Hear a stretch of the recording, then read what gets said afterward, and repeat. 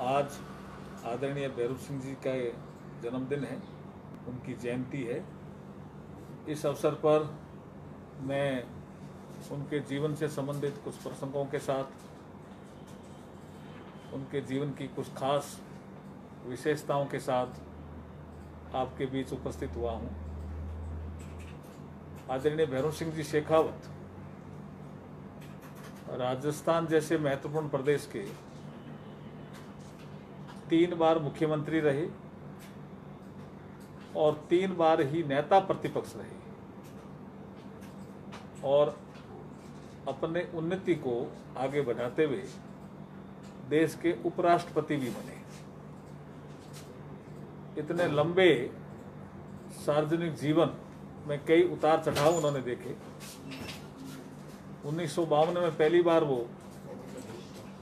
विधायक बने। उसके बाद उन्होंने पीछे मुड़ करके देखा भी नहीं और लगातार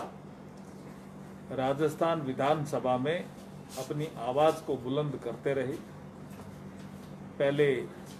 जनसंघ के माध्यम से, फिर जनता पार्टी के माध्यम से और फिर भारतीय जनता पार्टी के माध्यम से। बहुत लंबा अनुभव, और इस लंबे अनुभव में उनके एक सेक्रेटरी रहे जो बाद में चीफ सेक्रेटरी भी बने, मीठालाल जी मेहता। और वो जब मैं 1980 के बैच से स्टेट सर्विस में आया था तो वो ओटीएस में डायरेक्टर थे और उस समय हम सब आरएस और अलाइड सर्विसेज के अधिकारियों को अपने बैच में फाउंडेशनल कोर्स में पढ़ाते हुए कहा था कि मैंने कई मुख्यमंत्रियों के जीवन को देखा है, लेकिन भैरू सिंह जी शेखावत साहब के जो जीवन में एक महत्वपूर्ण, एक ऐसी जो बात है जो मुझे हमेशा आकर्षित करती है, वो है गरीब को गणेश मान करके काम करना। ये उनकी प्राथमिकता थी और इसलिए इस पूरे देश में अंत्योदय नामक योजना लागू करने वाले वो पहले मुख्यमंत्री बने पूरे देश में। ऐसा नहीं है कि 1977 से पहले भारतीय जनता पार्टी या जनसंघ से संबंधित या विपक्ष के मुख्यमंत्री नहीं बने देश में, लेकिन अंत्योदय नामक विचार जो पंडित दीनदयाल जी ने दिया था अपने आर्थिक चिंतन में, उसको लागू करने का काम, जमीन पर उतारने का काम वो किया आदरणीय भैरू सिंह जी शेखावत ने। और भैरू सिंह जी शेखावत साहब का जिक्र करते हुए मीठालाल जी मेहता कहते थे, गरीब को गणेश मानना और उसके बाद इम्प्लीमेंटेशन के लिए लगातार मॉनिटरिंग करना। वो कहते थे कि अंत्योदय में क्या प्रोग्रेस हुई, रात को बैठक करके डेली वो हमसे समीक्षा करते थे। ऐसा प्रशासनिक पकड़ रखने वाले मैं आदरणीय भैरू सिंह जी शेखावत साहब को बहुत नमन करता हूं और भारतीय जनता पार्टी को जिस तेजी से उन्होंने आगे बढ़ाया उसके लिए भी मैं आदरणीय शेखावत साहब को नमन करता हूं। देखिए, गांव में भारतीय जनता पार्टी कम थी, लेकिन जब आदरणीय भैरू सिंह जी शेखावत साहब मुख्यमंत्री बने तो उन्होंने सिंबल के आधार पर जो पंचायत समिति और जिला परिषद के चुनाव कराने शुरू किए, इसके माध्यम से तेजी से भारतीय जनता पार्टी का प्रचार प्रसार ग्रामीण जनता के बीच में हुआ। सिंबल पे वोट देने की जो परंपरा पंचायत राज चुनाव में जो आदरणीय भैरू सिंह जी ने शुरुआत की, उसे भारतीय जनता पार्टी का जो ग्राफ है वो तेजी से ग्रामीण क्षेत्रों में बढ़ा। नहीं तो पहले अधिकतर लोग कहते थे भारतीय जनता पार्टी का मतलब उत्तरी भारतीय पार्टी, भारतीय जनता पार्टी का मतलब शहरी क्षेत्र से संबंधित रखने वाली पार्टी। इस तरह की चीजें लेबल लगा करके लोग सोचते थे, चिंतन करते थे। उस पीरियड में भारतीय जनता पार्टी का ग्राफ तेजी से कैसे आगे बढ़े, भारतीय जनता पार्टी सर्वव्यापी या सर्वस्पर्शी कैसे बने, ऐसे चिंतन के सोच के धनी आदरणीय भैरव सिंह जी शेखावत थे, जिनके कारण गांव गांव में जो सिंबल के माध्यम से जो कमल का निशान है वो पहुंचा और भारतीय जनता पार्टी की पहचान सुदूर इलाकों तक हुई। मैं एक बार श्री डूंगरगढ़ में कुछ वरिष्ठ कार्यकर्ताओं के साथ बैठा था,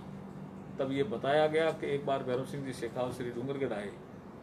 कार्यकर्ता कम थे, तो कुछ लोगों ने कहा मीटिंग को कैंसिल कर देते हैं, कम संख्या में। वो बाई रोड बीकानेर जा रहे थे, तो उन्होंने कहा नहीं, संख्या चाहे कितनी हो, चाहे 20 हो चाहे 25 हो, मुझे उसकी चिंता नहीं है। मैं भारतीय जनता पार्टी का जो विचार है वो इन कार्यकर्ताओं के माध्यम से देना चाहता हूं। तो ऐसी मेहनत करने वाले, ऐसे पार्टी के प्रति समर्पित भाव से काम करने वाले आदरणीय भैरव सिंह जी शेखावत ने, मैं अच्छी तरह से मुझे याद है कि 93 में उन्होंने श्री गंगानगर से चुनाव लड़ा था। वो 2 जगह से चुनाव लड़ रहे थे। तो एक बार श्री गंगानगर में वो चुनाव प्रचार करते करते करते करते शाम का टाइम था, रात्रि का, देर तक वहाँ एक अभोर रोड पे एक कॉम्प्लेक्स था फैक्ट्री एरिया का, उस पे उनको सिक्कों से तोलने का जो एक कार्यक्रम था। तो जब वो सिक्कों से तोल रहे थे, मैं भी वहाँ उपस्थित था और मुझे अच्छी तरह से याद है कि कुछ सिक्के निकाल लिए गए कि साहब आपका वजन कुछ आज कम हो गया। तब हंसी मजाक करते हुए भी अपना संदेश वो देने में बहुत माहिर थे आदरणीय भैरव सिंह जी शेखावत साहब। उन्होंने कहा आपने दिन भर से खाना नहीं खिलाया और दिन भर से मेरा प्रचार प्रसार में मेरे को लगाए रखा, कभी मोटरसाइकिल पे बैठा करके उस गांव में ले गए, कभी जीप में बैठाया, और उसके बाद आप शाम को मुझे पूछ रहे हो कि आपका वजन कुछ कम हो गया है, तो ऐसे आप करोगे तो मेरा कुछ वजन तो डेली कुछ न कुछ कम तो होगा ही। तब पता चला कार्यकर्ताओं को आज भैरव सिंह जी शेखावत साहब ने भोजन नहीं किया। तो इस तरह का लगन और समर्पित भाव से भी काम करने वाले, पार्टी के लिए हो चाहे अपना प्रचार प्रसार करने में तल्लीनता से लगन रहने वाले हों, ऐसा व्यक्तित्व, विलक्षण व्यक्तित्व ही होते हैं जो हम खुशकिस्मत हैं भारतीय जनता पार्टी परिवार के सभी लोग कि आदरणीय भैरव सिंह जी शेखावत जैसे मुखिया राजस्थान में हमें मिले। और मैं कई बार लोगों से सुनता हूँ, देखता हूँ, उस समय मैं हालांकि संसद में नहीं पहुँचा था, लेकिन जब मैं 2009 में लोकसभा का एमपी बनकर के पहुंचा था, तो मैं जब इनसे मिलने गया, इनकी तबीयत थोड़ी खराब थी, फिर भी मेरे से मिले और मुझे एक कागज़ खुद उठे वो और एक फाइल अपने पुराने कागज़ों में से निकाल करके दी मुझे कि अर्जुन जी आप लोकसभा में अच्छा बोलने लग गए हो, तो मैं आपको एक फाइल देता हूँ। और वो जब फाइल मुझे दी, और तो मुझे लगा कि ये विषय भी मेरे क्षेत्र से संबंधित है। जो भारत पाकिस्तान से सटा हुआ सीमा क्षेत्र था, उस सीमा क्षेत्र में बीएसएफ का एक ऐसा रूल था जिसके तहत वो फसल की हाइट की मात्रा उन्होंने तय कर रखी थी कि इतने ऊंची 5 फीट या ऐसे 5.5 फीट उससे ऊंची फसल जाएगी तो वो फसल हम आपको उगाने नहीं देंगे, बुआई करने नहीं देंगे। तो वहाँ रेगिस्तान का कुछ एरिया है, वहाँ अब बाजरे की फसल तो 6 फीट भी जाती है, 6.5 फीट भी जाती है। तो ऐसी कुछ पाबंदियाँ थी। तो किसानों का कोई प्रतिनिधि मंडल उनसे मिलना आया होगा, और मेरा ये सौभाग्य है कि वो कागज़ उन्होंने मुझे दिया और मैंने फिर लोकसभा में वो विषय उठाया। और जो किसानों की समस्या थी कि भी ये हाइट की जो पाबंदी है, एक तो हम सीमा पर बैठे हैं, और दूसरा हमारी फसलों पे हाइट पे की पाबंदी आपने लगा रखी है। लेकिन ये विषय आदरणीय भैरव सिंह जी शेखावत साहब ने जो पूरी फाइल तैयार कर रखी थी, मुझे लगता है कि उनका विषयों पे पकड़ भी थी और विषयों को संकलन करके सही व्यक्ति को विषय देने की उनकी जो एक क्षमता थी, उसके आधार पर जब वो विषय मुझे दिया गया तो मैंने उसको लोकसभा में उठा करके बीएसएफ के डीजी से बात करके, गृह मंत्री से बात करके, उस समय में विपक्ष में था, और इस काम को हम करवा सके, ताकि जो सीमा पर किसान बैठा है, भारत पाकिस्तान सीमा पर वो किसान बैठा है, जो हाइट के कारण प्रॉब्लम होती थी, उससे उनको लाभ मिला, रिलैक्सेशन में करवा पाया। मैं ऐसे महान व्यक्तित्व के धनी आदरणीय भैरव सिंह जी शेखावत साहब को बहुत बहुत श्रद्धांजलि भी देता हूं, और मैं पुनः नमन करता हूं उनके व्यक्तित्व को, और आशा और अपेक्षा करता हूं भावी पीढ़ी से कि उनके व्यक्तित्व को जानें, सीखें, उनसे प्रेरणा लें और उनके आदर्शों को अपने जीवन में उतारें। बहुत बहुत धन्यवाद।